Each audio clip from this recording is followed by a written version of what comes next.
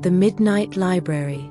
When the town clock struck midnight and all the other libraries had long since closed their doors, one very special library would begin to glow with a soft, golden light. This was the Midnight Library, where books didn't just tell stories, they lived them.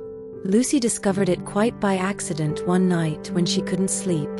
Following a trail of floating bookmarks that danced past her window, she found herself standing before an ancient building with doors made of words and windows that sparkled like pages in moonlight. As she pushed open the door, she was greeted by the most extraordinary librarian she'd ever seen, a tall woman named Miss Paige, whose dress seemed to be made of flowing sentences and whose glasses reflected stories instead of light. "Welcome to the Midnight Library," Miss Paige said warmly, "where every book is alive and waiting to share its story."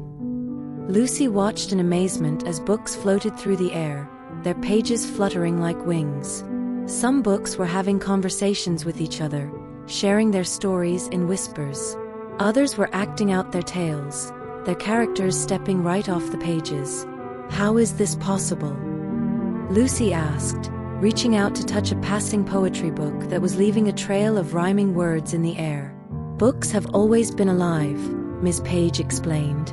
"They breathe with imagination and live through the readers who love them. Here at midnight, they're simply free to be themselves." In one corner, a book of fairy tales was sprinkling fairy dust on nearby shelves.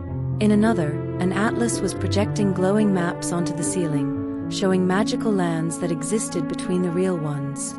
A cookbook was teaching its recipes to a group of eager picture books, filling the air with the scent of chocolate chip cookies and adventure. "Would you like to read a story?" Miss Paige asked. "Or perhaps, live one?"